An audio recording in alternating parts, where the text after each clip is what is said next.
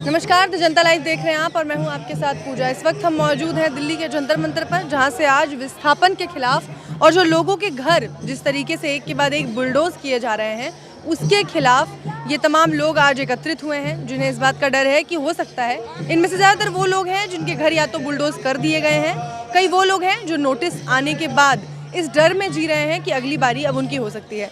तो मेरे साथ इस वक्त श्रेया है, जो एक ऑर्गेनाइजेशन से जुड़ी है, जो लगातार इनकी मदद कर रही हैं और आज वो इनके साथ उनकी जो आवाज़ है उसे उठाने के लिए यहाँ पहुँची हुई हैं। श्रेया, जिस तरीके से इन लोगों में जो खौफ है, जिस तरीके से हमने देखा जहांगीरपुरी में लोगों के पास सारे कागजात थे, सारे प्रूफ्स थे और उसके बाद भी उनके घर बुलडोज कर दिए गए, और अब ये लोग हैं जो स्टे ले रहे हैं, फिर तारीख पे तारीख नहीं मिल रही है, लेकिन डर इनके मन में कहीं ना कहीं है कि अगली बारी शायद इनकी हो सकती है। कैसे देखती हैं इस पर? देखिए, ये बहुत साफ है। ये जो झोपड़ी झुग्गी में रहते हैं, ऑथराइज्ड या अनऑथराइज्ड जे कॉलोनीज़ में रहती हैं, यही जनता है जो ये हमारे बड़े बड़े शहर बनाती है। इन शहरों में जो भी काम होता है, संगठित क्षेत्र में हो या असंगठित क्षेत्रों में, फैक्ट्रियों में हो या घरों में सर्विसेज प्रोवाइड करने का जो भी काम हो, ये यही जनता करती है। तो ये जनता अगर उनको अपनी हिम्मत का, अपने काम, वो कितना काम करती है और कितना अहम काम करती है, इस ताकत का एहसास अगर हो जाए तो ये सरकारें और ये पूंजीपति जो मालिक है वो हिल जाएंगे। इसीलिए बार बार उनके मन में ये डर बैठाया जाता है कि आपको हम जहाँ पे आप रह रहे हैं वहाँ पे ज़्यादातर टिकने नहीं देंगे, आप जहाँ पे रह रहे हैं वहाँ पे हम बिजली नहीं देंगे, पानी नहीं देंगे। एक डर का माहौल बनाया जाता है ताकि इनको अपने ताकत का एहसास ना हो।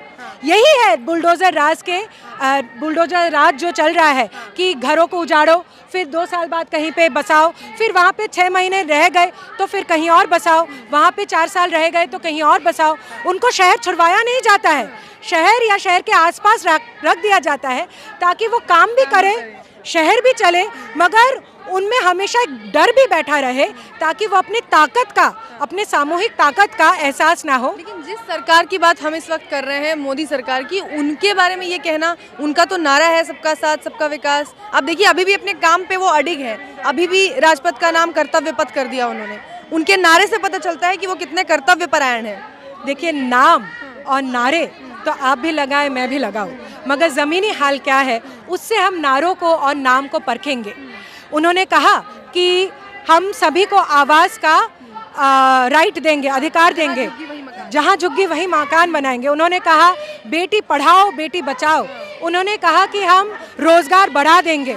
हमारे देश में ड्रॉप आउट मतलब 8वीं के बाद बच्चों के स्कूल से बाहर निकल जाने की जो रेट है वो संख्या बढ़ चुकी है।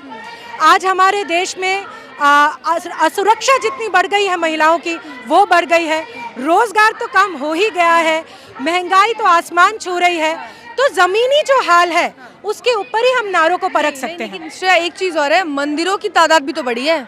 बिल्कुल, मंदिरों की तादाद बढ़ी है, मगर मंदिर में जाने के साथ साथ आप रोज़गार की भी तो तादाद बढ़ाइए। आप मंदिर बनाइए, बना लीजिए, मगर देश में रोज़गार दीजिए।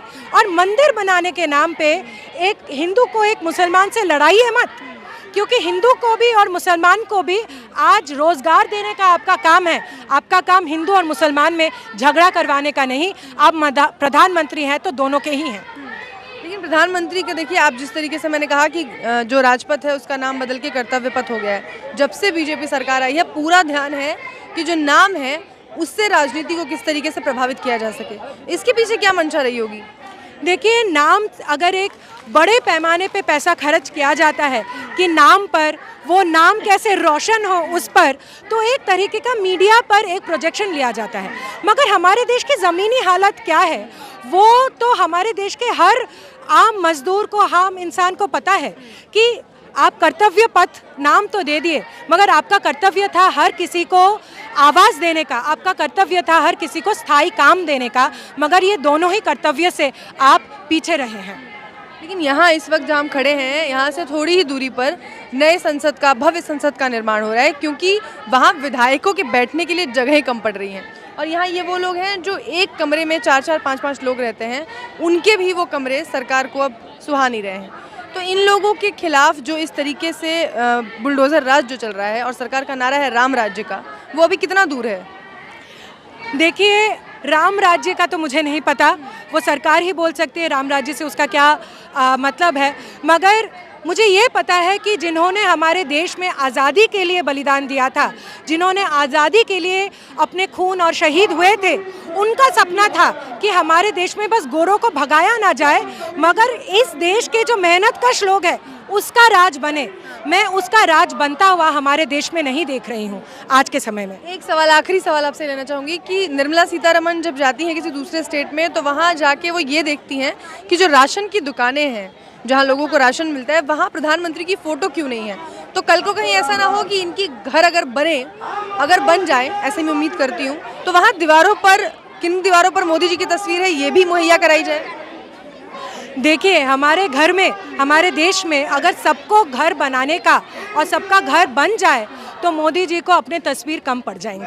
अभी 10 घर बनते हैं और 20 फोटो लग जाते हैं। हमारे देश में जितने मेहनतकश लोग हैं, पहले आप उनको घर बना के दीजिए, उसके बाद फ़ोटो का देख लेंगे। मतलब फ़ोटो लगवा देंगे।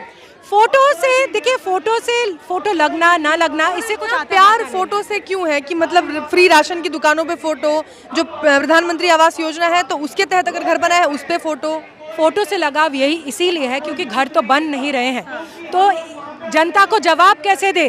जनता को अपने चेहरा दिखा के जवाब दिया जा रहा है।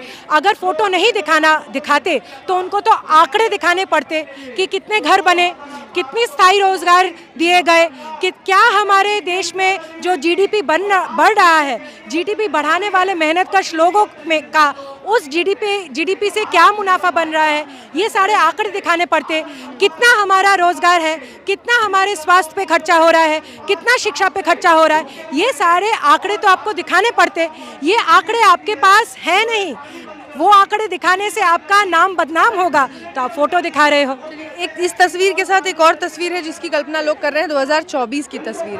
भारत में 2024 की क्या तस्वीर होगी? बीजेपी रिपीट, या फिर आपको लगता है कि जिस तरीके से विपक्ष लामबंद हो रहा है उसकी एकता टिक पाएगी? देखिए, 2024 में क्या होगा वो ये जनता बताएगी, अभी भी कुछ तय नहीं है। ये जनता जो हमारे देश के शहर, हमारे देश के उद्योग, हमारे देश के जो बड़े बड़े बहुमंजिले घर हैं उनको चलाती है, वो अगर अपने ताकत को समझ पाए तो 2024 को वो हिला देगी। तो ये जो जुमले थे पिछली बार कि जहाँ झुग्गी वही मकान, startup India, make in India, पढ़ेगा इंडिया तो बढ़ेगा इंडिया, ऐसे जुमले 2024 में होंगे, काम आएंगे? देखिए, जुमले तो तब भी बोले जाएंगे, हर स्कीम बोले जाएंगे, बहुत कुछ बोला जाएगा, मगर तब तक हमारे देश की जनता अगर रास्ते पे उतर गई तो ये जुमले काम नहीं आएंगे। तो हमारी कोशिश रहेगी और आप सबसे अपील रहेगी कि जनता ऐसा नहीं है कि वो रास्ते पे उतर नहीं रही है, वो रास्ते पे है, मगर उसकी आवाज़ को एक साथ पूरे समाज में दिखाया नहीं जा रहा है। अगर समाज में उसकी आवाज़ गूंज गई तो ये जुमले भारी नहीं पड़ेंगे। बहुत शुक्रिया आपका श्रेया।